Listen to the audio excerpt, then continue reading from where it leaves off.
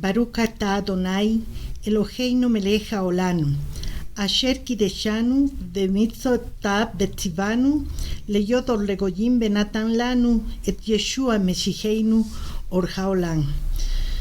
Bendito seas tú, Adonai nuestro Elohim, Rey del universo, quien nos santificas con tus mandamientos y nos mandas a hacer luz para las naciones, y nos das a Yeshua, nuestro Mesías, la luz del mundo. Amén. Amén. Shalom, amados hermanos, bienvenidos a una reunión más de la entrega del Shabbat. Somos Isabel y Ramiro Peña, siervos de Yahweh en Casa de Oración Encuentro con Yeshua. Les damos las gracias a nuestro Abba Kadosh por regalarnos este hermoso tiempo para estudiar y escudriñar su maravillosa Torah. Cuando salgas a la guerra contra tus enemigos y Adonai, tu Elohim, los entregue en tu mano y tomes prisioneros. Amados hermanos, así empieza el versículo primero de la aliyá número 1. Y es que fíjense, en una guerra típica hay una línea de fuego. En ocasiones estás rodeado, pero por lo menos sabes dónde está el enemigo. Sin embargo, el Yetzer Hará es un experto en disfraces. Sabe cómo enmascarar las ilusiones para que parezcan realidad. Cómo racionalizar el mal para que parezca que es el bien. Es tan engañoso que sabe, mis hermanos, cómo hacer que te dañes a ti mismo y a tu familia sin que te des cuenta. Estamos en medio del mes de Elul y es el momento de intensificar la lucha contra el Yetzer Hará y reabastecer nuestra reserva de armas. El primer plan de ataque del enemigo es derrumbar nuestro sentido de responsabilidad personal y hacer que los depositemos en manos de otras personas. Bueno, uno piensa que mis maestros me inspiren o que mi líder me diga sobre qué tengo que trabajar. Hermanos, dejen de esperar que alguien les diga qué tienen que hacer, qué tienen que cambiar durante este mes de Elul. Nosotros somos responsables de nosotros mismos. Debemos hacer la introspección necesaria, conectarnos con nosotros mismos y determinar en qué áreas de tu vida tienes que trabajar. La Mishnah dice en hebreo, Im en ani li mi li. La traducción sería, si yo no estoy para mí, ¿quién lo estará? Nadie puede ayudarte a crecer a menos que asumas la responsabilidad por ti mismo. Tus maestros pueden darte las mejores herramientas del mundo para la autotransformación, pero si no asumes la responsabilidad por tu propia vida, las dejarás en el armario. Debes aclarar qué significa para ti la vida. Amén. Y hay que preguntarse, ¿qué quieres lograr este nuevo año que empieza? ¿Qué estás comprometido a trabajar en tu vida para mejorar? Si no tomas estas decisiones, mi hermano, te engañarás fácilmente, pensando que te preparas para el próximo Rosh Hashanah como corresponde, escuchando algunas clases inspiradoras de, por ejemplo, disciplina, y esperando que de alguna forma esos grandes líderes, esas grandes enseñanzas que tú ves en el internet te hagan grande a ti. Nadie puede hacerte grandioso. Nadie puede convertirte en un landán, un estudiante analítico de la Torá. No hay atajos, amados. Eres el único responsable de tu propio crecimiento y estudio. Más bien, fortalécete y deja de apoyarte en los demás. Nadie, pero nadie puede hacerlo por ti. Así es, mis amados hermanos. Tenemos mucho, pero mucho que aprender en esta porción de la Torá. En esta porción, número 49, vamos a encontrar 72 mandamientos de los 613 que están en la Torá. Y es la porción donde más misbot se encuentran en toda la Torá. Esta Torá es una de las porciones más difíciles de entender, aún en la actualidad, porque parece que riñera de manera pero frontal con nuestra realidad. Y es que en la actualidad las normas que nos rigen son diferentes y por eso existe un, digamos, como que un choque con las enseñanzas de nuestro Abacadosh.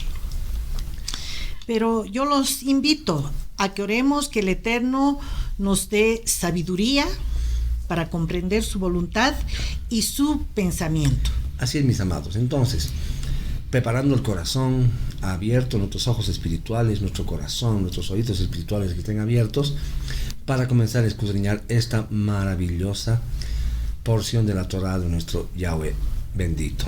Entonces, sin más preámbulo, vámonos a las escrituras.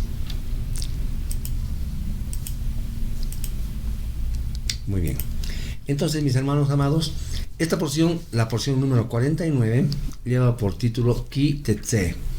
Y Ki Tetze significa cuando salgas. La base escritural está en el libro de Deuteronomio, capítulo 21, versículo 10, hasta el capítulo 25, verso 19. La porción profética está en el libro de Isaías, capítulo 54.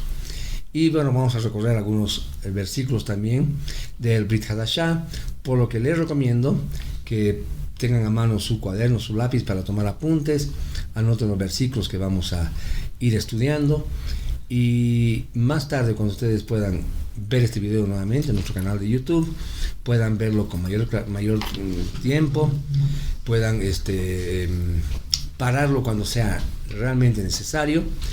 Y bueno, comenzamos, mis amados. Vamos a empezar a leer los versículos del 10 al 13.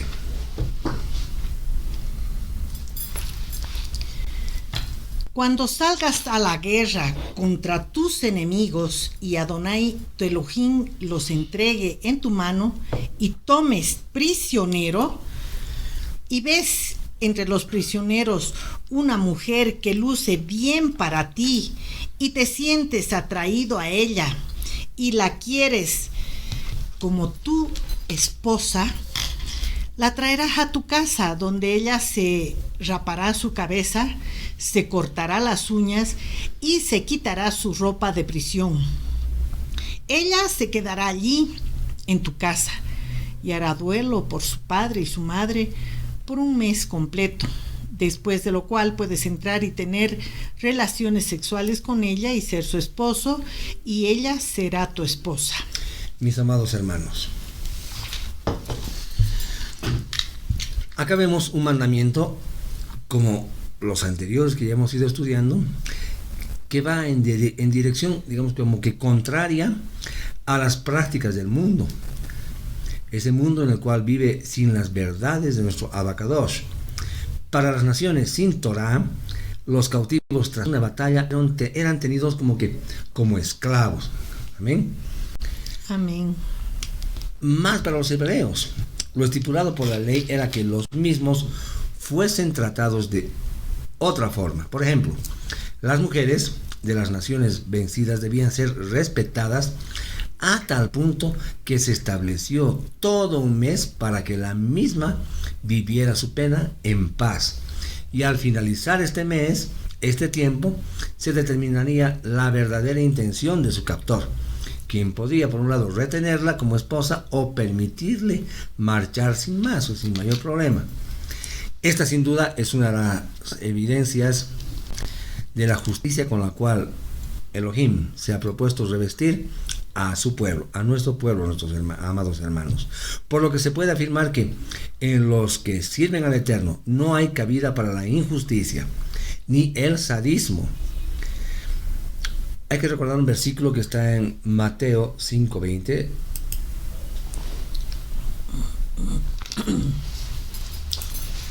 Que dice: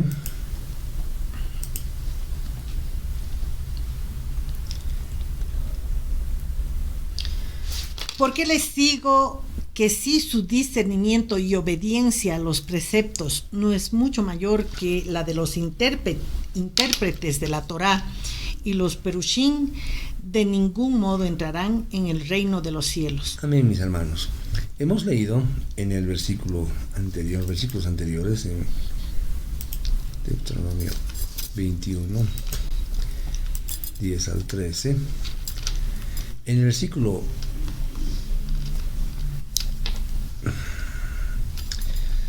En el versículo 13 nos habla y dice: y hará duelo por su padre y su madre por un mes completo.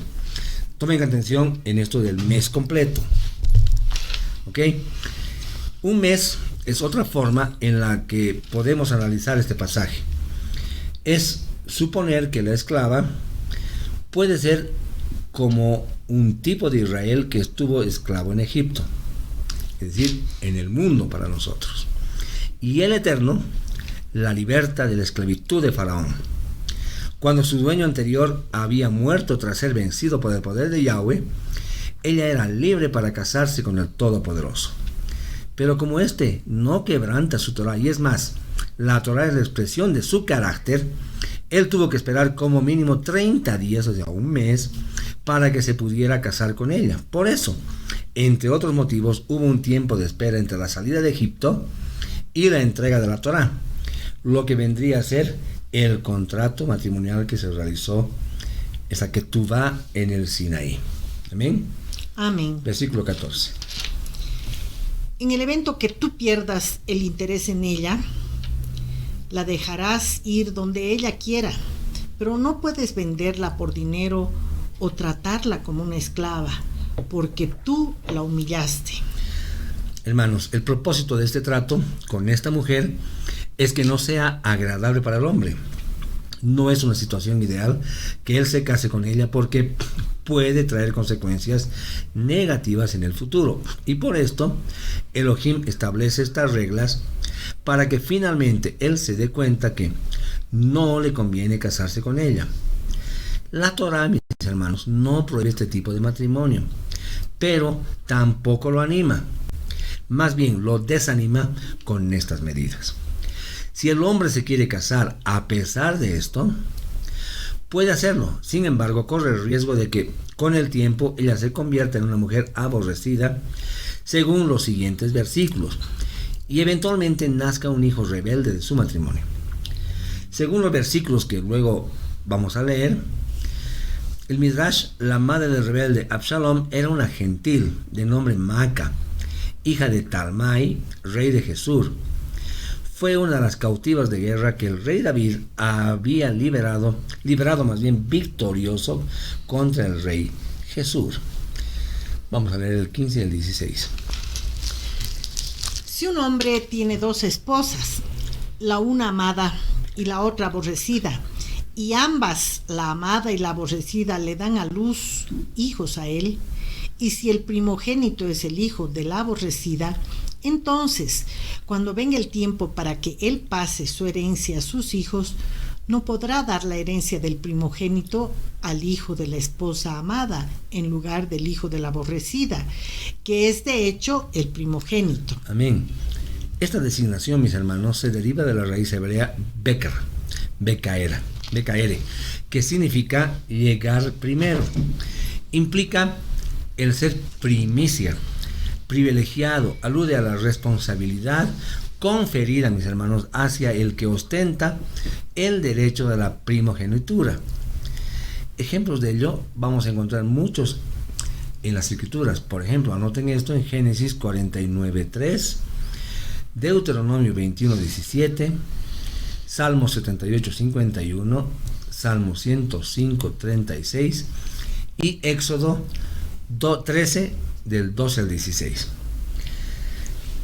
Este mandamiento nos ayuda a comprender mejor el proceder de Jacob cuando dio la primogenitura a los hijos de Joseph.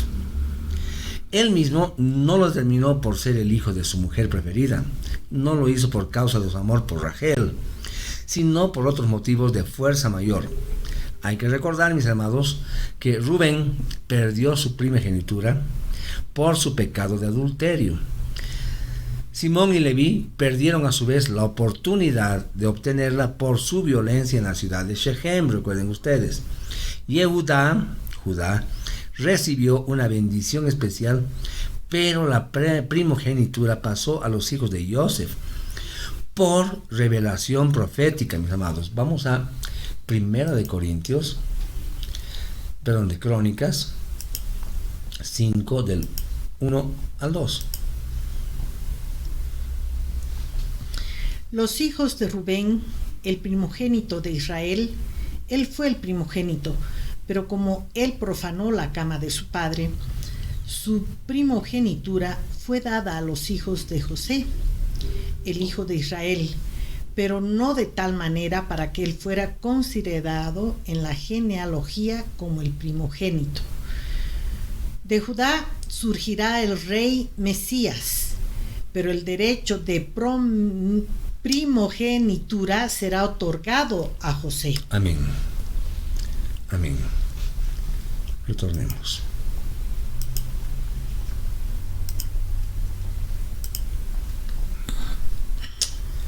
(21:17).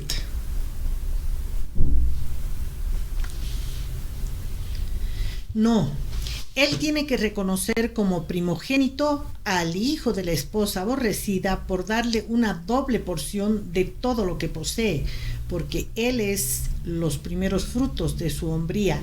El derecho de primogénito es de él.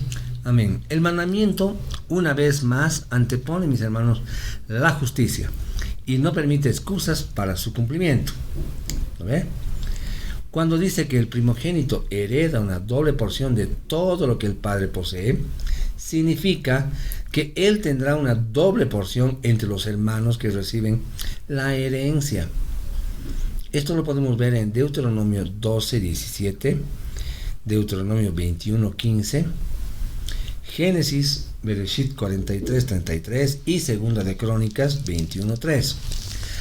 Esto, mis amados, como hemos visto, significa que la figura que representaría al Padre sería Él. Quien sucedería al Padre como cabeza también sería Él. Y quien se desempeñaría como sacerdote del hogar sería Él. Amén. Amén. Ok, con este título se le llama Yeshua en Mateo 1:25, también en Lucas 2:7 y 2:23. Él mismo no solo se llama así por su momento de nacimiento, sino que se emplea este título para reconocerle como el primogénito de entre toda la creación. También el apóstol Pablo en Colosenses 1:15 al 18 lo presenta como el primogénito entre los que tienen sus nombres escritos en los cielos. A su vez, el escritor de la carta a los Hebreos, en Hebreos 12:23 y 1:6, lo identifica como el primogénito de los muertos resucitados. Amén. Amén. A lo que se une Juan por medio de esa visión que recibió. Continuemos, 21:18. Si un hombre tiene un hijo que es descarriado y rebelde, que no obedece lo que dice su padre o su madre, y aún después que ellos lo disciplinan, él aún rehúsa prestarles atención. Amén. En esta parte de descarriado puede ser también un hijo descarriado o un hijo terco, ¿okay? La palabra hebrea que se utilizó en el original, en la versión original traducida como terco o como descarriado, es zarar, y realmente significa literalmente descarriado, endurecido, y eso lo van a ver en el Strong hebreo 40:44. La raíz de la palabra hebrea que ha sido traducido como rebelde, que vemos también en el versículo 18, es, en hebreo se dice mará, y está en el Strong 47:54 y significa levantarse, desobedecer, negarse. Se trata de uno que desobedece las palabras del Padre. Entonces, mis hermanos, la rebeldía es considerada por el Eterno como una actitud muy, pero muy grave, y tiene que ser duramente corregida en la vida de un niño desde que sean niños, antes de que llegue a la adolescencia. 21:20.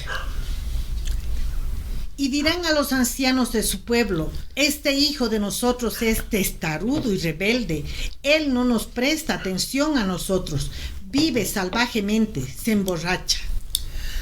Amén. El carácter insaciable es considerado como algo muy negativo por la Torá. El dominio propio, mis hermanos, es fruto del espíritu de santidad, del Ruach HaKodesh. El apóstol Pablo lo enfatiza en Gálatas 5:23 y también en 2 Timoteo 1:7.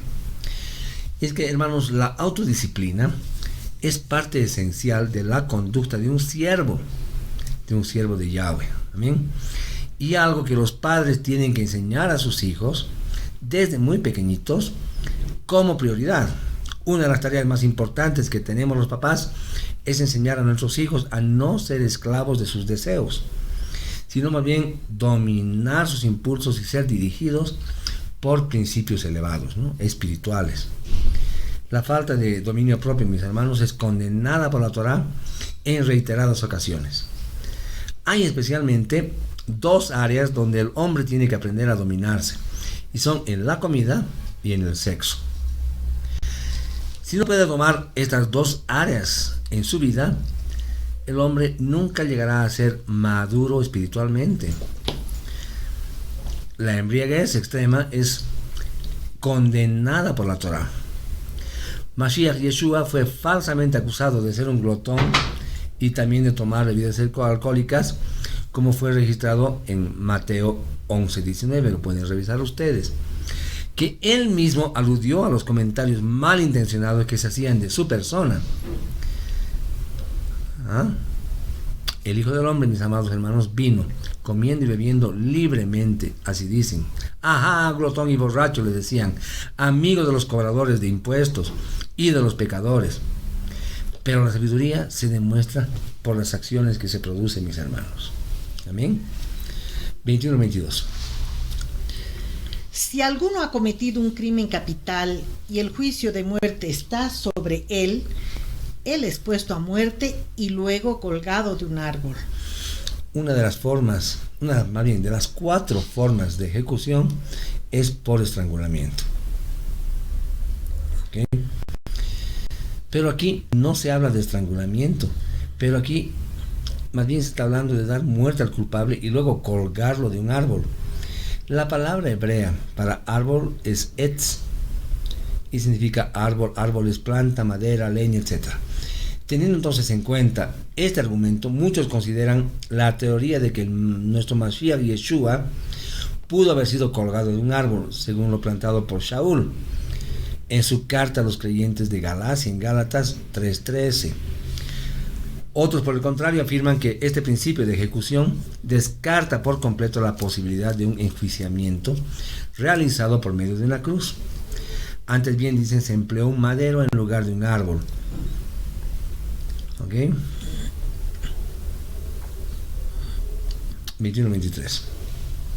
Su cuerpo no colgará del árbol toda la noche, sino que ciertamente lo enterrarás el mismo día, porque una persona que ha sido colgada ha sido maldita por Elohim. Así que no profanarás tu tierra, la cual Adonai tu Elohim te da en heredar. Hermanos, es válido señalar acá en este punto que la muerte en la horca no era una forma hebrea de enjuiciamiento. Como hemos leído en el versículo anterior, el medio de ejecución al que se está haciendo referencia es al del madero vertical.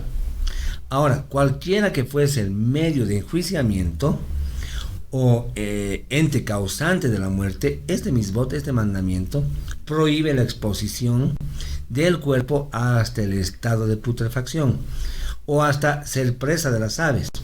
El cadáver tenía que ser sepultado ese mismo día. Es posible que se fundamente esta ley en el hecho de que el hedor en clima cálido corrompería, o porque el espectáculo de un cadáver expuesto traería la contaminación ceremonial sobre toda la tierra a la cual pertenece a Yahweh. Y esto lo vemos también en Levítico 25:23, que nos dice: la tierra no será vendida a perpetuidad, porque la tierra me pertenece a mí. Amén. Y Números 35-34 dice: no profanarás la tierra en la cual vives y en la cual yo habito, porque yo, dice Yahweh, habito entre los hijos de Israel. 22:1. No verás el buey o la oveja de tu hermano extraviado y te comportarás como si no lo hubieras visto. Los traerás de regreso a tu hermano. Amén. Sí, tu hermano. Observamos cómo en este versículo nos cambia la forma en cuanto al concepto de la hermandad, mis hermanos. Leemos nuevamente el versículo 1. No verás el buey o la oveja de tu hermano extraviado y te comportarás como si no lo hubieras visto. Los traerás de regreso a tu hermano. Amén. A tal punto, este versículo nos pone en presencia de un mandamiento que nos impide hacernos los desentendidos, y esto es hermoso, y dar lugar a la indiferencia y la apatía, que es un agente, mis hermanos, que corroe la unidad. Un verdadero siervo de Elohim no debe ignorar o ocultar lo hallado. Cuando descubre que algo de su hermano se ha extraviado, por el contrario, debe recogerlo y devolverlo a su verdadero dueño, su legítimo dueño. Este estatuto, mis amados hermanos, es contrario a la tendencia mundana de no involucrarse en dificultades ajenas. Se dan cuenta que hasta nuestros propios hermanos a veces no quieren inmiscuirse en nuestros problemas. Es más, se hacen a un lado, ¿no? No quieren ser parte de la solución. Zacarías 7:9 nos dice algo interesante. Dice, así dice Yahweh Haelión: impartan justicia justa, que todos traten con misericordia y compasión a su hermano. Amén.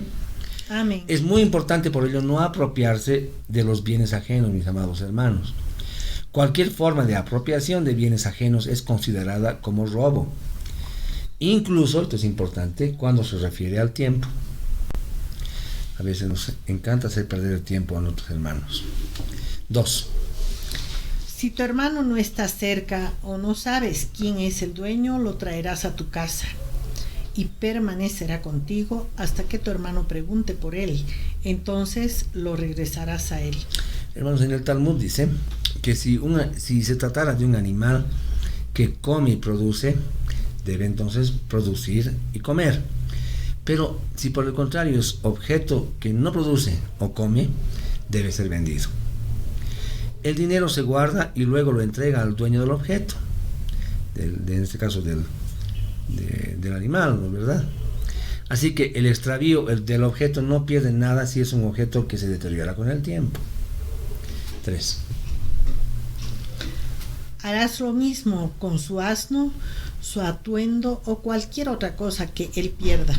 No lo ignorarás.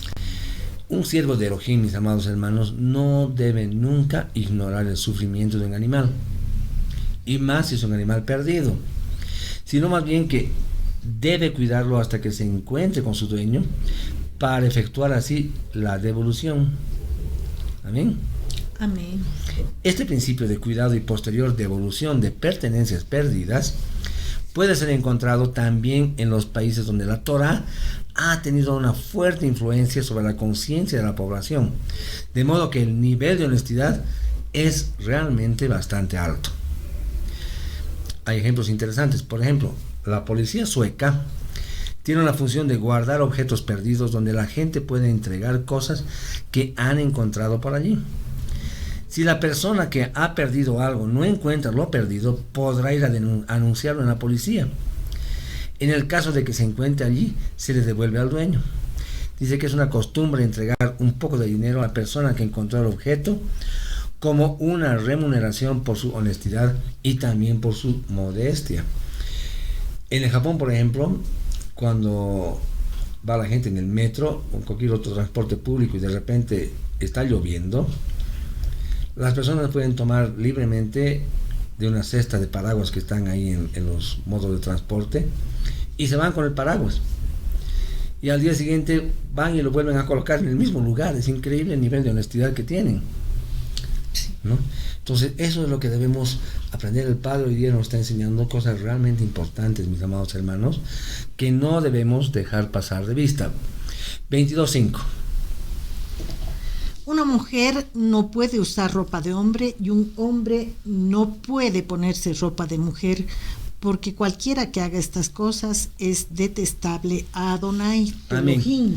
Esta ley, mis amados hermanos, prohíbe de forma categórica, y más aún a una persona que es guardadora de la Torah, el uso de prendas del sexo opuesto. La razón para esta prohibición se encuentra en el uso de la palabra abominación.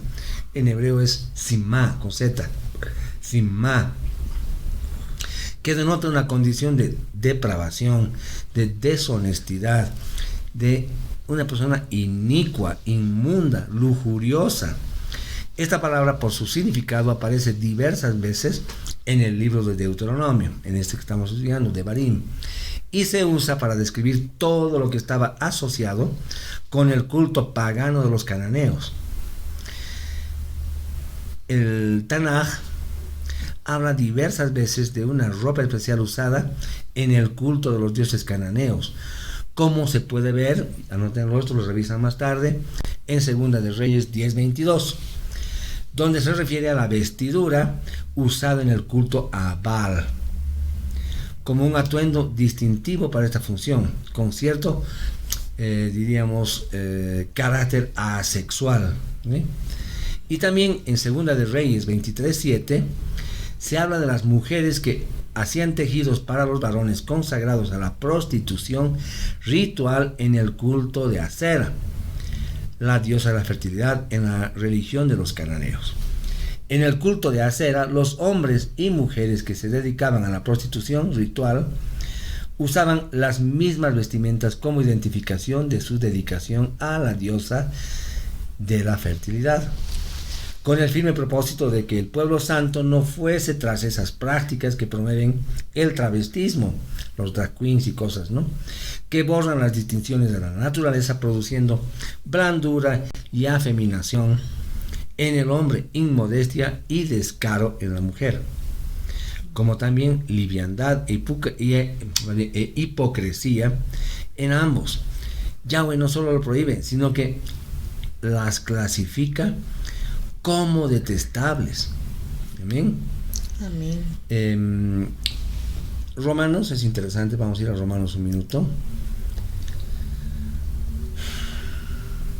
O sea, Romanos 1, 26, 27.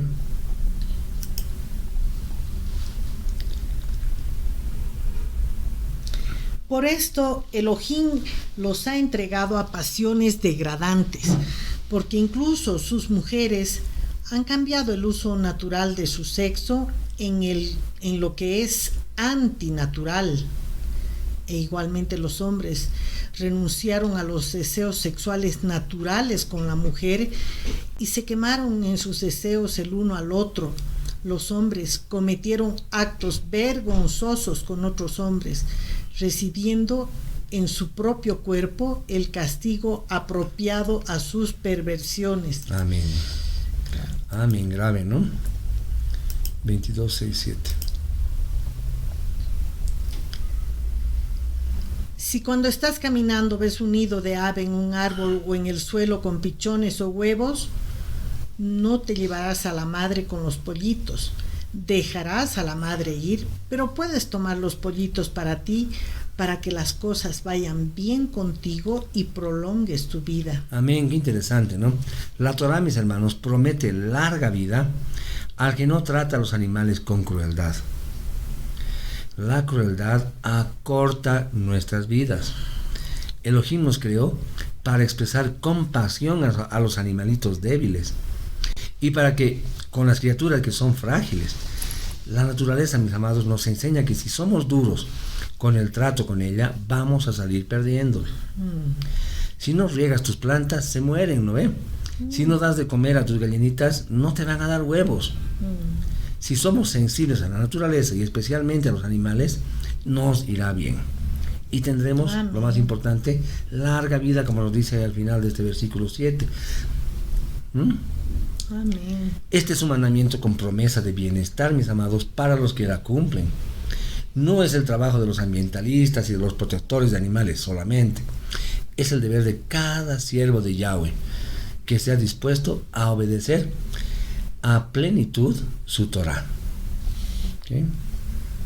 22:8. Cuando edifiques una casa nueva, edificarás un parapeto bajo alrededor de la azotea. De lo contrario, alguien se puede caer y tú serás responsable por su muerte. Un parapeto sería una baranda. ¿Bien? Entonces acá nos encontramos en presencia de un precepto que establece, digamos que como el fundamento para construir una base sólida de protección hacia los demás, ¿no es verdad? Y dice, te puedes caer, es decir, estamos poniendo una baranda. Todos los principios éticos que regulan lo que conocemos como derechos humanos se derivan de este principio, de este mandamiento. Debemos conocer que las casas israelitas tenían un techo plano y las terrazas de las casas servían de lugar de reunión, como podemos leer anoten estos versículos, Josué 2:6, primera de Samuel, 9:25 y segunda de Samuel 11:2. Ahora bien, para evitar que una persona se cayera de la azotea y trajera culpa de sangre al dueño de esa casa, cualquier persona que edificaba una nueva casa tenía que proveer, dice, de una baranda para la protección de otras personas. Esto denota entonces algo muy importante, y es la responsabilidad y preocupación por el bienestar ajeno. Este mandamiento de Mitzvot declaraba que si una persona tenía un accidente, el dueño de la casa era legal y moralmente culpable, porque al transgredir el mandamiento propició por la irresponsabilidad del accidente que aconteciera en su terraza. Es decir, él era el responsable de pagar los daños cuando está en tu casa, en tu terreno. Amén. 9. No sembrarás dos clases de cera entre las hileras de la viña. Si lo haces, ambos, la siembra cosechada y el producto de la viña, será perdido. Amén. Esta prohibición aplica en primer lugar sobre la tierra de Israel. Sin embargo, la ley judía, la halajá, establece que es aplicable también en otras tierras. La Torah, mis amados, primero habla de la casa, luego de la viña, como estamos viendo, y finalmente habla de la mujer, que vamos a ver más adelante en el versículo 13. En el nivel de estudio más simple de la Torah, en el Peshat, este texto nos enseña que el producto de la viña va a ser dañado si mezclamos dos clases de semilla. En el nivel Remes de estudio de la Torah, podemos comparar la viña con Israel, según nos manda y nos permite Isaías capítulo 5 versículo 7. En Israel no se puede sembrar dos clases de semilla, que pueden ser los que se clasifican como, primero, los hombres temerosos y obedientes a la Torah, y segundo, aquellos hombres paganos desobedientes al mandamiento, amadores de sí mismo, como lo define el apóstol Pablo en 2 de Timoteo 3:2. Revisen ese versículo. Estos grupos, mis amados hermanos, según el mandamiento que encontramos también en Deuteronomio 7, del 1 al 4, no debe, dice, entremezclarse hasta el punto de emparentar, puesto que está demostrado a través del recorrido histórico del relato bíblico que la asimilación eventualmente termina destruyendo al pueblo consagrado al Eterno. Entonces debemos tener presente en este punto las enseñanzas dadas por nuestro amado Yeshua. Sobre este particular vamos a encontrar, y les recomiendo que vayan, no lo leemos ahora, está registrado sus palabras en Lucas 8:11 y Mateo 17:20. 22:10.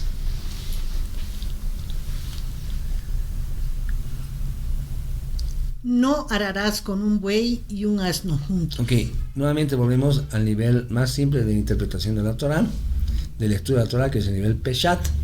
Y acá podemos hablar de la protección de los animales, tanto para que no se dañen cuando trabajan juntos, como para que no se mezclen. La mezcla, mis hermanos, entre especies está prohibida. Antes del diluvio fueron mezcladas las especies de los animales, y al final dice que toda la carne, no solamente los hombres, estaba corrompida. Eso lo pueden revisar en Bereshit, en Génesis 6:12. Ahora, en el nivel alegórico de estudio de la Torah, en el nivel remes, podemos comparar al buey con los líderes que trabajan en las congregaciones.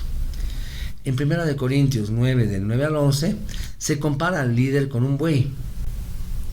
Entonces, amados, no es bueno poner líderes con visiones diferentes y que no estén unidos en una keilah y que no estén unidos en una congregación. No se puede permitir en el liderazgo alguno que no tenga el espíritu de Mashiach o realmente que no haya nacido de nuevo, que no esté en el mismo espíritu, en otras palabras.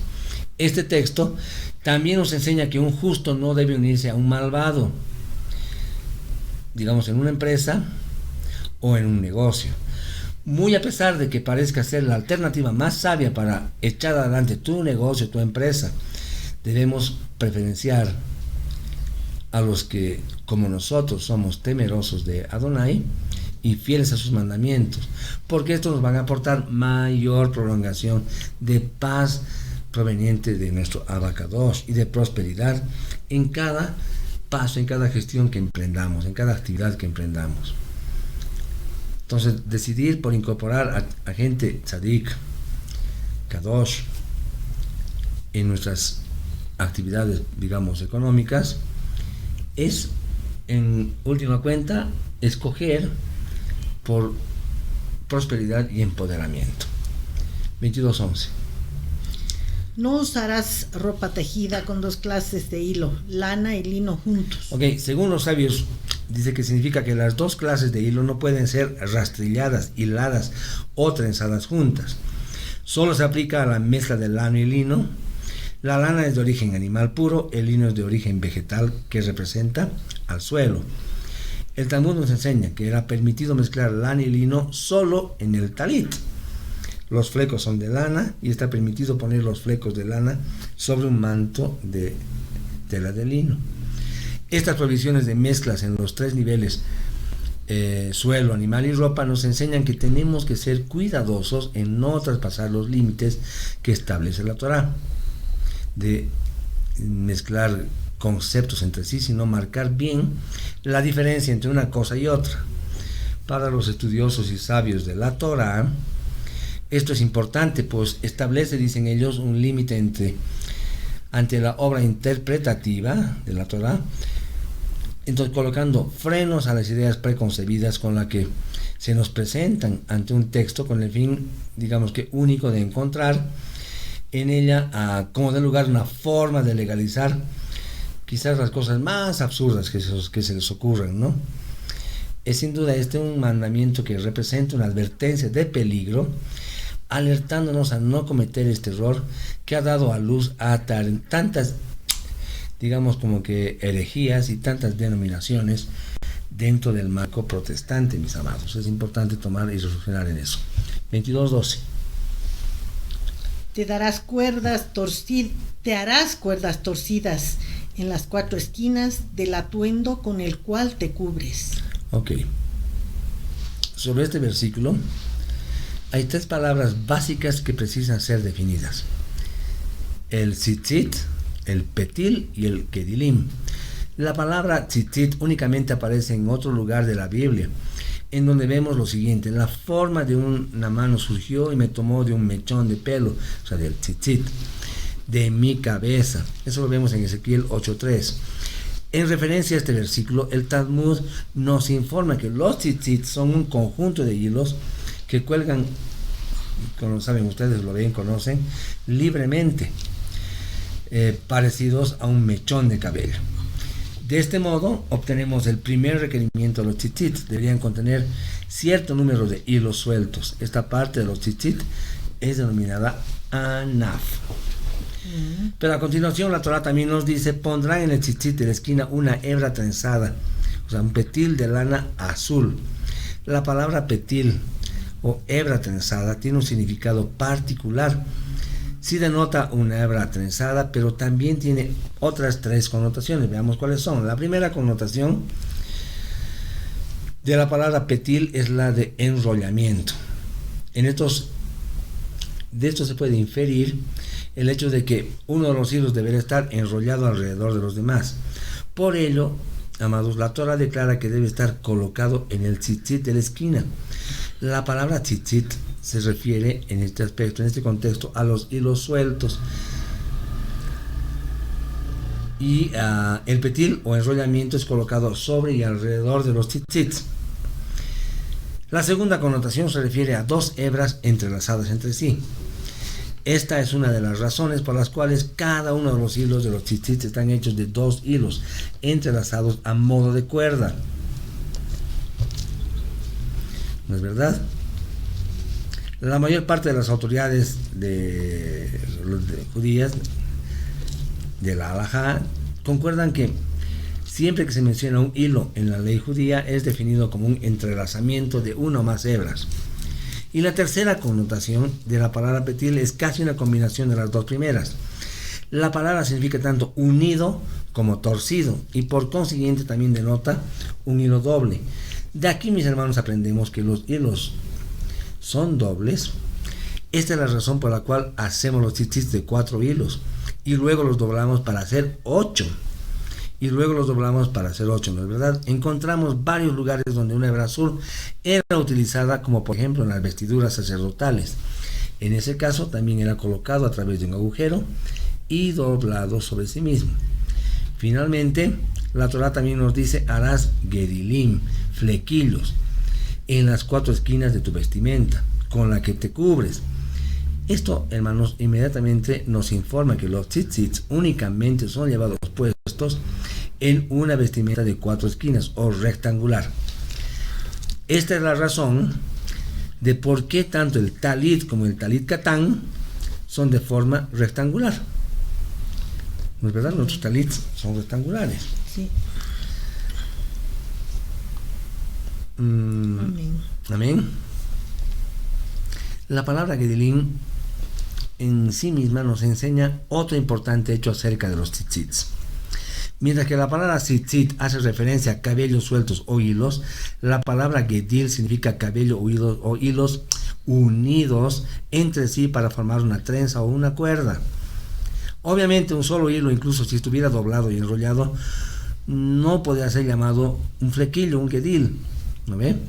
Por consiguiente es necesario que se refiera a un mínimo de 2 hilos dobles, y la palabra utilizada en la Torah, gedilim, está en plural, por lo tanto deberá haber un flequillo doble en cada esquina.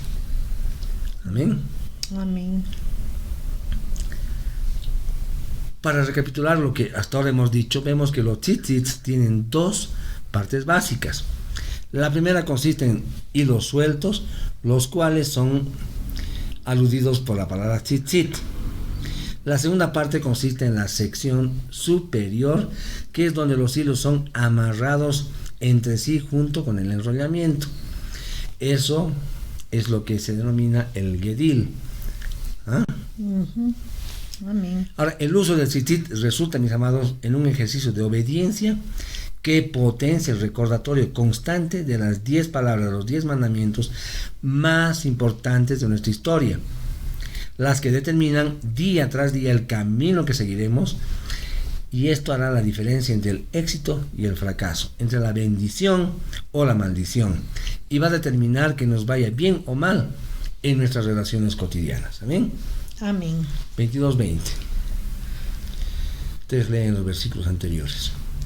Pero si el cargo es sustanciado que la evidencia de la virginidad de la muchacha no pudo ser encontrada. Amados, este texto se refiere al caso probado de que la mujer hubo cometido adulterio después del primer paso de matrimonio judío, llamado desposorio, en hebreo erusin, el cual se realizaba luego del pago de la dote matrimonial, la que constituía en una cifra de 50 shekels de plata aproximadamente.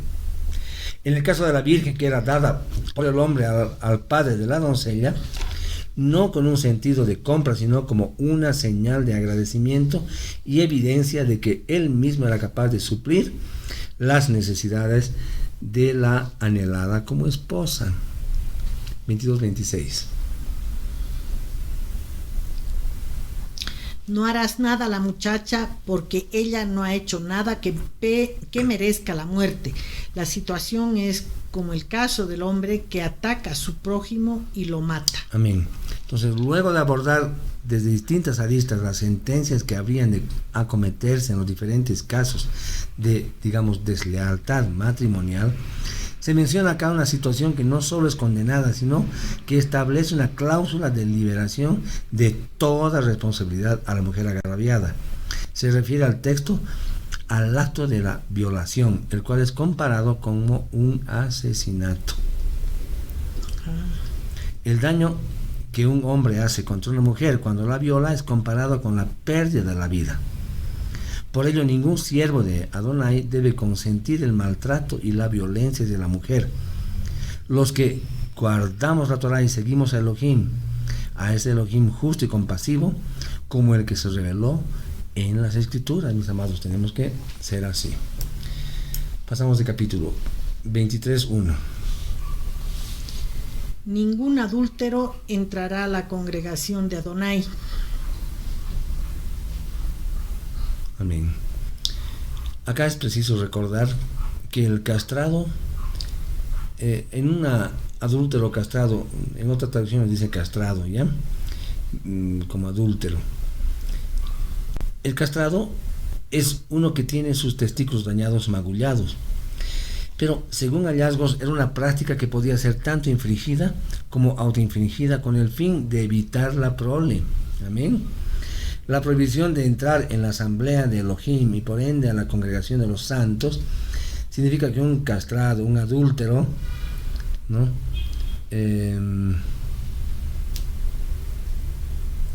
No puede casarse con una judía. La misma no alude al hecho de compartir un mismo espacio, digamos, en el culto, es sencillamente por no poder engendrar. La Torah, mis amados hermanos, prohíbe terminantemente la esterilización de hombres y animales. 23:2.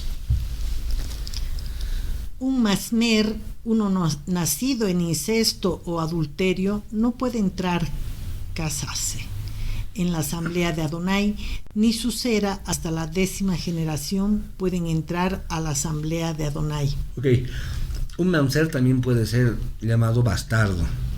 Okay. Es la palabra que se ha traducido como mamzer, y que significa que uno ha nacido, como vemos ahí en el versículo, de un incesto o adulterio.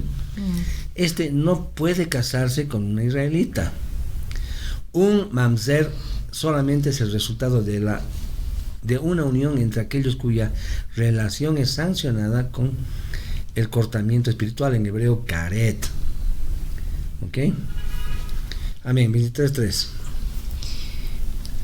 Ningún amoní o moabí puede entrar en la asamblea de Adonai, ni ninguno de su cera hasta la 10ª generación puede entrar en la asamblea de Adonai. Amén. Amados hermanos, Ruth, ¿de dónde era? Era moabita. Y Naamá, la esposa del rey Salomón y madre del rey Roboam, era amonita. Eso lo vemos en Primera de Reyes 14:21. Las dos entraron a Israel por casamiento y forman parte de las genealogías de nuestro Mashiach. Esto nos muestra que la prohibición solo era para los varones, como fue establecido en la Halajá, mis amados. Qué interesante, ¿no? 23:4. Porque ellos no te suplieron con comida y agua cuando estabas de camino después que saliste de Egipto, y porque emplearon a Bilán, el hijo de Beor de Petor, en Arán Naharayim, para poner una maldición sobre ti. Amén. Entonces, cuando estamos en presencia de este versículo, leyéndolo, tenemos que recordar que los fundadores de estos dos pueblos, los amonitas y los moabitas, nacieron de una relación incestuosa mantenida entre Lot y sus dos hijas. Eso lo pueden revisar en Génesis, Bereshit 19:31. Además de esto, la Torah menciona otras conductas innobles de su parte para con el pueblo de Israel, pues se comportaron para con estos de manera oportunista, egoísta y sobre todo malintencionada. Por ello, Amoní y Moabí no podían ingresar al pueblo de Israel. Amén. Amén. Ok, 23:5. Pero Adonai, tu Elohim, no escuchó a Bilán. Más bien, Adonai, tu Elohim, volvió la maldición en bendición para ti, porque Adonai, tu Elohim, te amaba. Vemos acá que la maldición de Balaam fue cambiada en bendición. Y es que Elohim es capaz de cambiar cualquier maldición que haya sido proferida sobre nuestras vidas. Puede cambiarla en bendición. La maldición más grande de la historia fue cuando nuestro Mashiach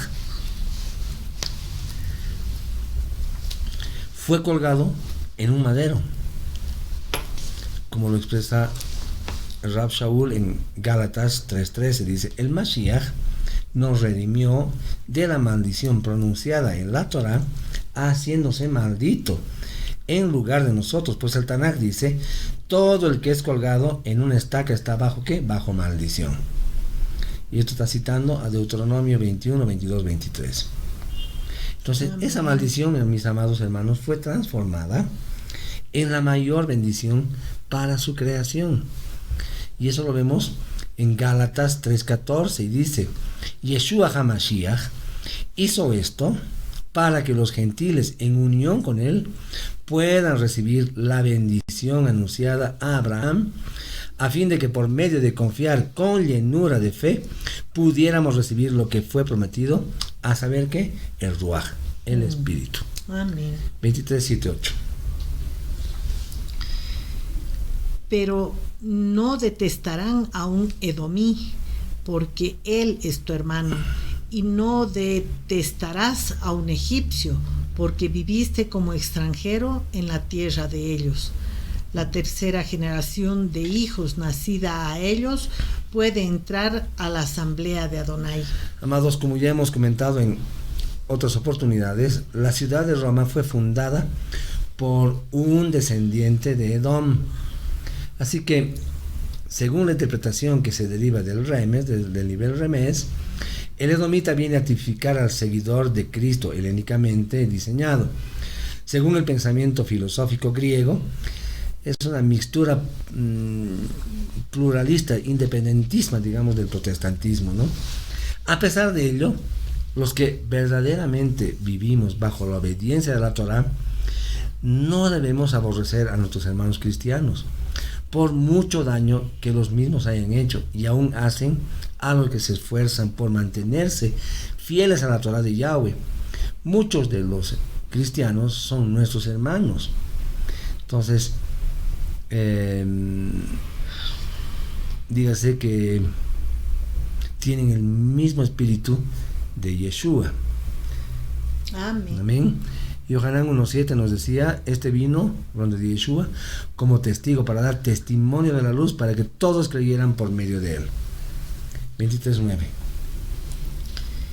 Cuando estés en el campamento, en guerra con tus enemigos, tienes que guardarte contra cualquier cosa mala. Amén. Este texto trata con una situación específica en tiempos de guerra. La Shejinah, la presencia de Elohim, tiene que estar presente en el ejército de Israel para que pueda vencer sobre sus enemigos. Las guerras de Israel dependen de la presencia divina, mis hermanos. Para que esta Shejinah pueda manifestarse, el ejército tiene que vivir en un nivel altísimo de santidad, lo cual incluye digamos que la pureza ritual, ¿no? Inclusive dicen los estudiosos de la Torah en Israel, incluso por el derramamiento seminal y los excrementos dentro del campamento. Para que el Eterno pueda liberarnos de los peligros, tenemos que vivir vidas intachables, mis amados, no alcanzables para Hasatán. Y es que la santidad es la mejor defensa que tenemos. La maldad abre brecha en la defensa espiritual que rodea a los justos. Por lo tanto, mis amados hermanos, cuando hay luchas en nuestras vidas, tenemos que cuidarnos de una manera especial para que el enemigo no tenga motivo para acusarnos y dañarnos. Porque él es el rey de la mentira. Y vos lo que hacías, y mira lo que hablas, y pastor, y haces cosas. Entonces, si permitimos, mis hermanos, que el mal entre en nosotros, no vamos a poder vencer en los enfrentamientos con nuestros propios enemigos, sean estos visibles o invisibles. 23, 11 al 13. Cuando llegue el anochecer, él se bañará en agua y después de la puesta del sol puede entrar en el campamento. También tienes que tener un área fuera del campamento para usar como letrina. Tienes que incluir una paleta con tu equipo y cuando evacúes cavarás un hueco antes y después cubrirás tu excremento. Amén. 14 más. Porque Adonai tu Elohim se mueve en tu campamento para rescatarte y entregarte tus enemigos. Por lo tanto, tu campamento será un lugar santo. Adonai no debe ver nada indecente entre ustedes, o él se volverá de ti. Amén. Wow.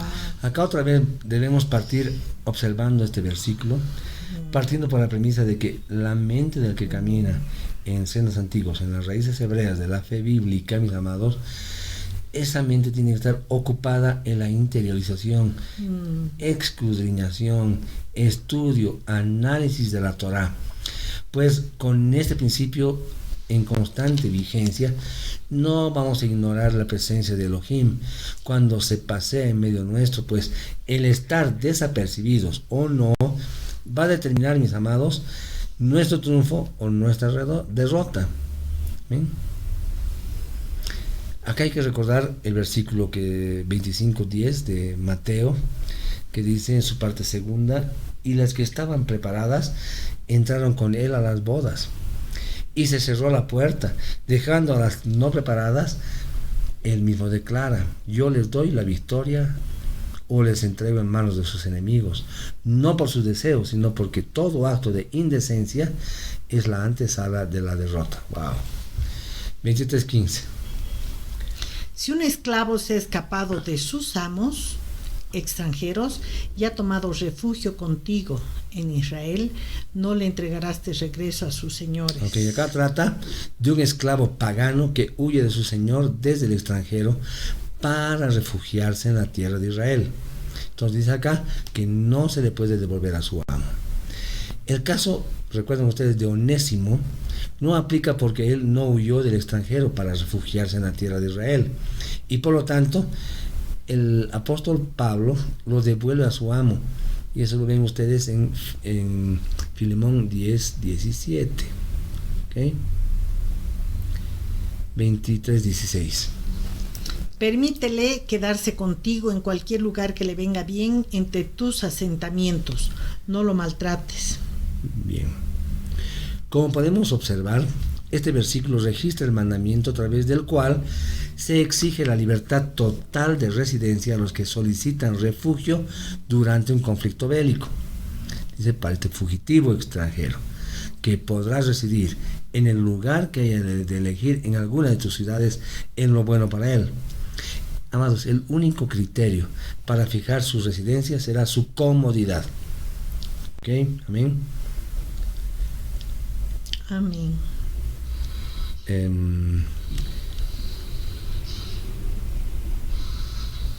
23:17. Ninguna de las hijas de Israel puede consagrarse para hacerse prostituta en el templo, ni puede consagrarse para hacerse prostituto en el templo ninguno de los hijos de Israel. Amén. Otro producto resultante, mis hermanos, de la guerra es la promiscuidad sexual, que se materializa en su expresión más decadente en el oficio de la prostitución. Ese término, ramera, o prostituta, como vemos ahí, en el hebreo se dice kedeshá, y tiene la misma raíz que kadosh, santo, siendo, qué interesante, ¿no?, siendo una especie de antónimo u opuesto. De esto aprendemos, mis hermanos, es hermoso esto, que la santidad no es en primer lugar algo que tiene que ver con pureza moral, circunstancial o como resultado de una presión grupal, sino más bien, o de la sociedad, ¿no?, sino más bien con una consagración permanente a Elohim. Al referirse a esta condición de ramera o prostituta y a la de sodomita, en hebreo kedesh, se alude a personas que están dedicadas al culto pagano, ofreciendo sus cuerpos para la depravación sexual con fines rituales y lucrativos. Qué interesante, gracias Abba. 23:18. No traerás las ganancias de una prostituta ni el precio de un perro sodomita a la asamblea de Adonai, tu Elohim, para ningún voto, porque aún ambos son abominaciones a Adonai tu Elohim. Que aquí vemos nuevamente una declaración de repugnancia, ¿no? De que no le agrada al Padre. Se ve en esta porción. 23:19. No prestarás con interés, usura, a tu hermano. No importa si el préstamo es de dinero, comida o cualquier otra cosa que pueda acumular interés. Amados hermanos, no está permitido prestar dinero a los hermanos necesitados y menos cobrarles intereses. Sin embargo, si el préstamo es dado en plan de negocios, otras regulaciones son implementadas, pero siempre con el fin de potenciar la ayuda y sobre todo un beneficio mutuo, ¿no? Eso va a elevar el nivel de vida de la comunidad y me parece un proyecto bastante interesante. 20.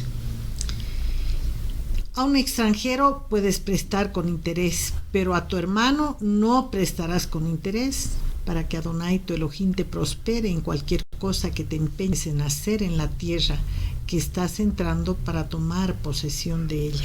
Acá es bien interesante, ¿no? Y es que la Torah misma parecía enseñar al pueblo de Israel el principio de un banco. Los bancos en realidad no son inventos de los hombres, sino, como vemos acá, de Elohim, con el fin de beneficiar al pueblo santo al poder dar préstamos a los extranjeros. Y esto es parte de la bendición de Abraham y el resultado de la obediencia a los mandamientos, como lo leemos en Deuteronomio 28:12, que dice: abrirá Yahweh para ti su buen tesoro, los cielos, para dar lluvia a tu tierra a su tiempo y para bendecir toda la obra de tu mano.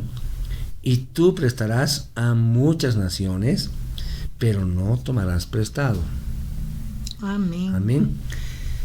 El pueblo santo, mis amados, tiene en sus manos todas las herramientas para alcanzar un empoderamiento de dimensiones realmente bíblicas, ¿no? Tenemos el Ruach de Yahweh, sus promesas, sus pactos, los mandamientos, a Yeshua, por lo que debemos despojarnos de una vez de todo peso y del pecado que nos asedia, mis hermanos, y correr con paciencia esa carrera, ¿no?, que tenemos por delante, hacia la conquista plena de todo lo prometido, que sabemos que de nuestro Adón Yeshua es la tierra y toda su plenitud, mis amados. 23-21. Cuando hagas un voto a Adonai, tu Elohim, no demorarás el cumplimiento de él, porque Adonai, tu Elohim, de cierto lo demandará de ti, y no hacerlo será tu pecado. Amén. Acá es preciso mencionar la relación de este pasaje con Números 33. En este particular, la Torá se refiere a los votos formulados al Eterno, es decir, votos de traer ofrendas, de dar limosna y de realizar buenas obras. Cabe la posibilidad de que se traiga este punto a colación en esta porción, porque en el fragor de la pelea, de las luchas, de las guerras, muchas personas suelen prometer que harán muchos votos y darán limosnas en un intento por atraer el favor de Dios para sí.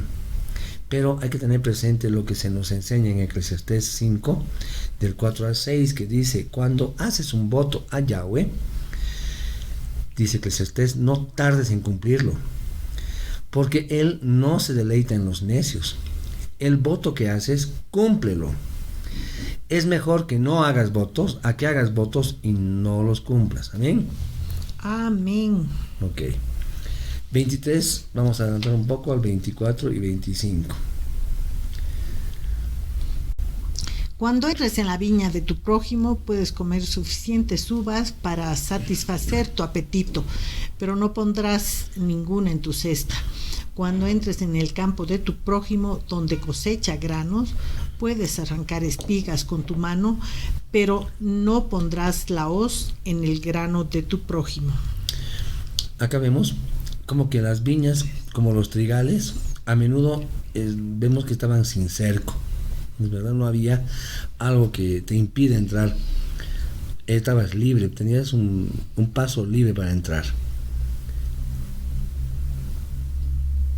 Ok, 24.1. 24.1. Ya estamos. Supón que un hombre se case con una mujer y ejecuta el matrimonio, pero después la encuentra desagradable, porque él la ha encontrado ofensiva de alguna forma. Él escribe un documento de divorcio, se lo da a ella y la envía fuera de su casa. Hemos visto una película ayer en Netflix justamente de eso, ¿no? Desobediencia, se llama. Si la pueden ver, es interesante. Ok, acá vemos que se mantiene la ley de divorcio, que está determinada en Levítico 21.7 y también en Números 30.10, y regula algunos de sus aspectos. Por ejemplo, un hombre que se ha divorciado legalmente de su esposa no podrá volver a desposarla si ella se hubiese vuelto a casar y divorciada por una segunda vez. La ley del divorcio, mis hermanos, merece una consideración especial, dada la desinformación que actualmente se tiene de ella. En la Torá y en la ley judía que deriva de ella, el ser humano ocupa un lugar central como individuo, como creación peculiar de Elohim. Cuando éste creó nuestro mundo, formó con su infinita sabiduría un ente viviente llamado Adán. Produjo luego una separación de este ente, apareciendo como protagonistas esenciales un hombre y una mujer, que resultó ser su esposa. La centralidad, el centro de la pareja en matrimonio es evidente, además de ser un hecho natural, querido, deseado y orientado por el Creador de toda la naturaleza. Nos dijo que nos juntemos, seamos una sola carne y seamos fructíferos, ¿no? ¿Cómo se dice? Me olvida la palabra, está en mi boca. Seamos uno. Claro, pero seamos fructíferos, que tengamos muchos hijos, ¿no? Claro. El judaísmo concibe el matrimonio como la unión de dos seres en uno, y por ello pretende de sus componentes lealtad, es decir, ambos, marido y mujer, tienen que ser muy leales. Cuando estas expectativas se han desmoronado y no se logran en la vida conyugal, surgen signos de deterioro, mis hermanos, y el judaísmo entiende que esta unión ha fracasado. Entonces, para evitar la animosidad, el odio y las agresiones, se dicta esta ley de divorcio, que no es un simple repudio, sino un procedimiento legal, complejo, pausado y mesurado, dando lugar a una última oportunidad para la reflexión. 24.4b. 24.4. Sí, de aquí lee. En tal caso, su primer esposo, quien la envió fuera, no puede tomarla otra vez como su esposa, porque ahora ella está profanada. Sería detestable para Adonai. Amén. Y no traerás pecado en la tierra que Adonai, tu Elohim, te está dando como herencia. Hermanos, las relaciones ilícitas traen pecado sobre la tierra de Israel y fueron una de las causas principales de la expulsión de los habitantes de las 7 naciones que la habitaron anteriormente, como también hemos estudiado esto en Levítico 18. 24.5.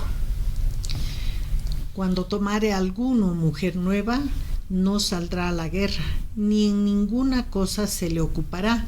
Libre estará en su casa por 1 año para alegrar a su mujer que tomó. Amén. La vida familiar es tan importante, mis hermanos, en el judaísmo, que durante el primer año de matrimonio tiene prioridad sobre el deber de defender al país. Y el propósito de esta ley es alegrar y hacer feliz a la esposa. Lo más grande de la vida de una mujer es casarse y tener hijos. Para cada seguidor de Elohim ha de constituirse, mis hermanos, como prioridad el hacer feliz a su esposa, como enseña el apóstol Pablo en Efesios 5:25, cuando nos dice: maridos, amad a vuestras mujeres, así como Yeshua amó a la congregación de los justos y se entregó a sí mismo por ella, y viceversa. 7. Si un hombre secuestra a cualquiera de sus hermanos de la congregación de los hijos de Israel y lo hace su esclavo o lo vende, ese secuestrador tiene que morir. De esta forma podrás fin a tal perversidad entre ustedes. Amén. Este mandamiento reafirma, confirma y repite lo expresado en Éxodo 21:16, cuando habla de que cualquiera que secuestre a alguno de los hijos de Israel tiene que ser puesto a muerte. Amén. 9. Recuerda lo que Adonai tu Elohim hizo a Miriam en el camino después que salieron de Egipto. Recordemos que Miriam fue golpeada con la plaga del Zaraat, ¿no? Que es digamos que es una especie de lepra, pero no es lepra, está mal traducido, ¿no? Por causa de usar mal su lengua, usó el lashon hara. Aquí la Torah, mis amados, nos manda a recordar lo que le pasó para que aprendamos a no hablar mal de nuestros líderes y tampoco de nuestros consiervos, nuestros amigos, familiares, ¿no? Y hay que recordar las palabras de Santiago 1:26 que nos dice: cualquiera que crea que es un observante de la Torah pero no controla su lengua, se engaña a sí mismo y su observancia cuenta para nada. 10. Amén. Cuando hagas cualquier tipo de préstamo a tu prójimo, no entrarás en su casa para tomar la prenda. Ok, como ya nos estamos dando cuenta, en la Torah hay un discurso repetitivo acerca del respeto que debemos tener hacia el individuo y su propiedad privada. Por lo que, hermanos, queda claro que nadie tiene el derecho de entrar en una casa o propiedad privada sin el consentimiento del dueño, a pesar de que éste esté endeudado contigo. 13. Amén. Más bien tienes que regresar el artículo prendado al anochecer. Entonces él irá a dormir usando su atuendo y te bendecirá. Esta será una obra justa de tu parte delante de los ojos de Adonai tu Elohim. Amados, la justicia, que en el hebreo se dice sedaká, en este caso no se refiere a que uno reciba la justificación o declaración de inocencia de pecado como una recompensa por tratar bien a los pobres, sino más bien se trata de una obra de caridad hecha para suplir el derecho básico de una persona en necesidad. De aquí surge la expresión tzedaká en referencia a la ayuda a los necesitados. Amén. Amén. Revisen en este punto Mateo 6:1, que nos habla aspectos sobre actos de tzedaká. Muy bien, 24:15. Le pagarás sus jornales el día que los gane, antes del anochecer, porque él es pobre y espera ser pagado. De lo contrario, él clamará a Adonai en contra de ti y será tu pecado. Wow. La Torah, mis hermanos, está definiendo acá dos conceptos importantes: trabajo y salario. En efecto, el obrero arriesga permanentemente su vida a cambio de un salario que remunera solamente su actividad física, ¿no? O mental quizás, pero nunca compensa el riesgo de vida asumido. ¿No? 24:16. Los padres no serán ejecutados por los hijos, ni los hijos serán ejecutados por los padres. Cada persona será ejecutada por su propio pecado. Este versículo, mis amados hermanos, se está refiriendo a aspectos legales. Los hijos no morirán por el mal testimonio de sus padres, ni para pagar las culpas de sus progenitores. Tampoco esto se va a hacer de manera recíproca. La Torah desarraiga esta enorme feroz injusticia. No le parece bien eso. 24:18. Más bien, recuerda que fuiste esclavo en Egipto y Adonai tu Elohim te redimió de allí. Por eso te estoy ordenando hacer esto. Acá le está hablando, recuerda, ¿no? Recuerda que fuiste esclavo en Egipto.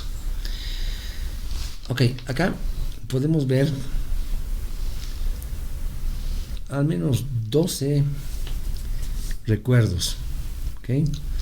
El primero es la salida de Egipto, como vemos ahí. Segundo, vemos el maná. Luego el Shabbat. Vemos lo que hizo Amalek. Vimos la provocación en el desierto. con el becerro de oro. Vemos lo que hicieron Balak y Balaam, lo que le pasó a Miriam, lo que Elohim dio fuerzas para hacer riquezas. Hablamos de Jerusalén, vemos la mujer de Lot y finalmente a nuestro amado Yeshua HaMashiach. 24:19.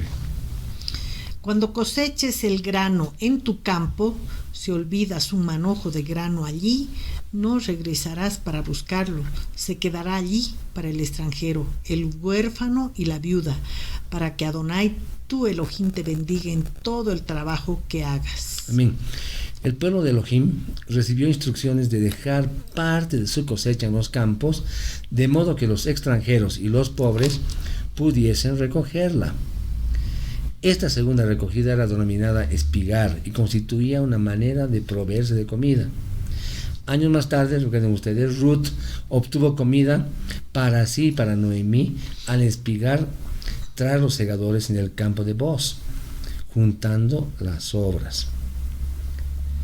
Como esta ley aún era obedecida años después de haber sido escrita, Ruth, una mujer en la línea genealógica de nuestro Mashiach Yeshua, pudo encontrar comida.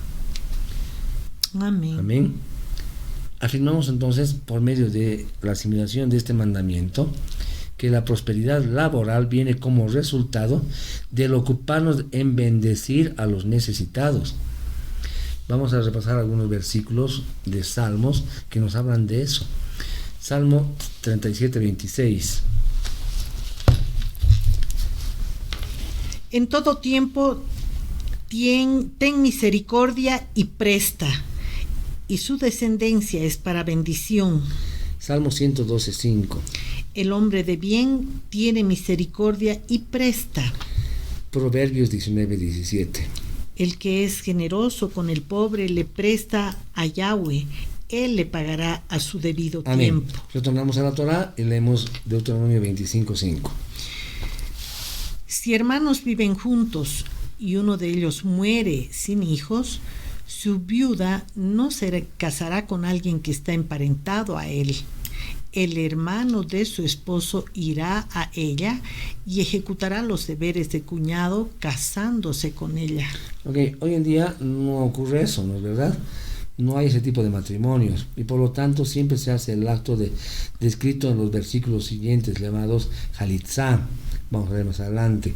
El primer hijo que ella tenga sucederá el nombre de su hermano muerto para que su nombre no sea eliminado de Israel. Eso lo vemos en Ruth 4 del 7 al 8. 25:15, nos adelantamos un poco.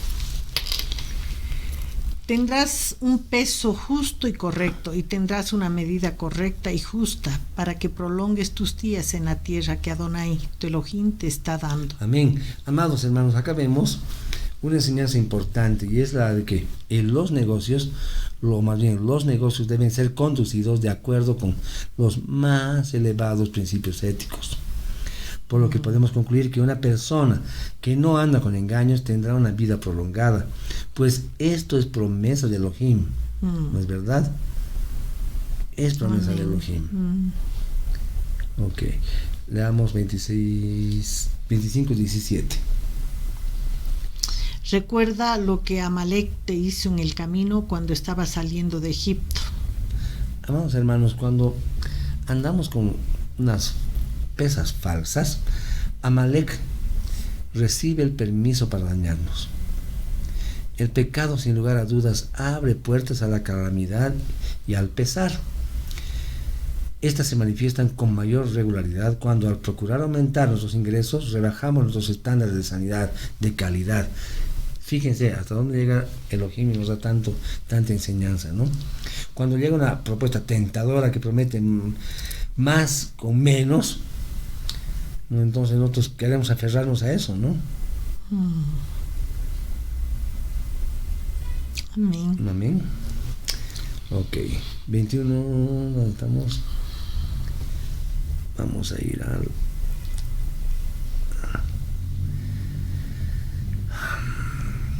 Quiero volver con ustedes para ver algo del Mashiach en esta porción. Vamos a ir nuevamente a Deuteronomio 21, ya estamos acabando. 22-23. Acá vamos a ver algunos versículos que nos van a mostrar a Mashiach en esta porción, 22 y 23. Si alguno ha cometido un crimen capital y el juicio de muerte está sobre él es puesto a muerte y luego colgado de un árbol. Su cuerpo no colgará del árbol toda la noche, sino que ciertamente lo enterrarás el mismo día. Porque una persona que ha sido colgada ha sido maldita por Elohim, así que no profanarás tu tierra, la cual Adonai, tu Elohim, te da en heredar. Amados, Yeshua fue maldito por Elohim. Toda la maldición de la Torah cayó sobre él en el momento cuando estaba ahí en el madero. Gálatas 3, 13 y 14 nos dice: Mashiach nos redimió de la maldición de la Torah, habiéndose hecho maldición por nosotros, porque escrito está: maldito todo el que cuelga de un madero, a fin de que el Mashiach Yeshua, la bendición de Abraham, viniera a los gentiles para que recibiéramos la promesa del Espíritu mediante la emuná. Amén. Amados, la Torah no es una maldición como algunos interpretan en este texto. La Torah es una de las bendiciones mayores que nos ha llegado desde el cielo. Pero hay maldiciones en la Torah, como vemos en Levítico 26 y Deuteronomio 27, 28 y 28, ¿no? Esas maldiciones son el resultado de ¿qué? De la desobediencia a los mandamientos.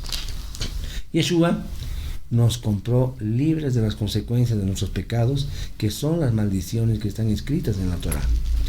Esto es para todos aquellos que se apropien de la obra de Mashiach mediante el arrepentimiento y la confianza en Elohim, que suplió nuestras necesidades por medio de la muerte y resurrección de Yeshua. Amén. Amén. Amén, mis amados hermanos. Baruch Hashem. Y esto lo vemos, esta muerte de Yeshua la vemos en Isaías 53, 4, 6, ¿no? Vamos a ir a Isaías 53, 4 al 6.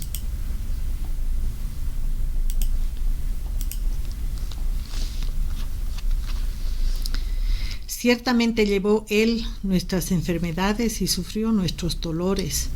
Sin embargo, nosotros no consideramos que por nosotros fue azotado, herido y abatido por Adonai. Mas él herido fue por nuestras rebeliones, molido por nuestros pecados. El castigo de nuestra shalom fue sobre él, y por su llaga fuimos curados. Todos nosotros nos perdimos como ovejas, cada cual se apartó por su camino. Sin embargo, Adonai cargó en él el pecado de todos nosotros. Amén.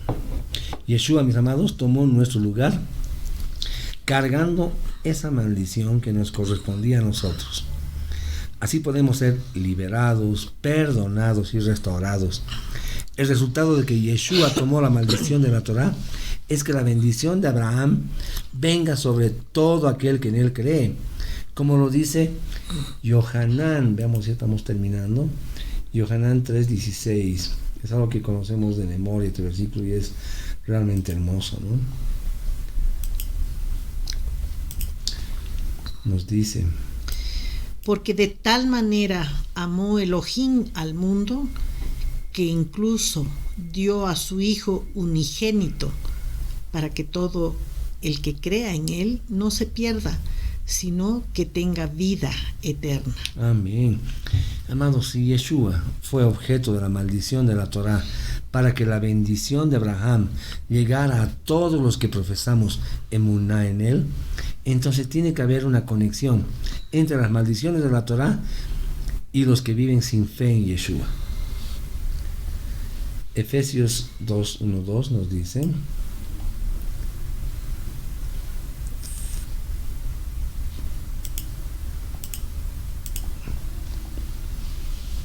ustedes estaban muertos en sus pecados y actos de desobediencia. Caminaban en las sendas del Olam Hazed y obedecían al gobernador de los poderes del aire, que todavía opera en los desobedientes de Torah. Amén. Si la Torah no aplica a los gentiles, ¿cómo entonces Yeshua no podía tomar más bien la maldición que correspondía también a los gentiles para que esa bendición de Abraham nos alcanzara? Si no aplica la maldición, tampoco aplica la bendición, mis amados hermanos. Si no hay Torah para los gentiles, no hay maldición para ellos, puesto que la maldición es el resultado de la desobediencia de la Torah. Si no hay Torah, no hay desobediencia y no hay maldición. Yeshua, mis amados, llevó la maldición para los judíos, pero también para los gentiles, para los que hicimos pacto con él, ¿no? Ya dejamos de ser gentiles y ahora somos parte de su pueblo santo. Gracias entonces a esa maldición que cayó sobre el Mashiach, al ser colgado en ese árbol, somos liberados de las maldiciones que nos tocaban por nuestra desobediencia, mis amados hermanos. Bien, hemos concluido, y esta porción contiene los preceptos del 532, de verdad, al 605 de los 613 preceptos que están en la Torah. Amados hermanos, ya hemos concluido el estudio de esta porción. Agradecemos a nuestro Abba Kadosh por habernos permitido reunirnos un Shabbat más para escudriñar su bendita Torah. La recomendación es que puedan volver a ver este video, volver a revisar, leer esta porción nuevamente, parar en el momento que tengan dudas, ir a sus Biblias, a su Torah, volver a releer los versículos, y va a ser de gran bendición para ustedes. Será entonces hasta el siguiente Shabbat, si así Elohim lo permite. Deseamos que tengan una semana prosperada, bendecida de la mano poderosa de nuestro Abba Kadosh. Shavuot Tov. Amén. Baruch Hashem. Amén.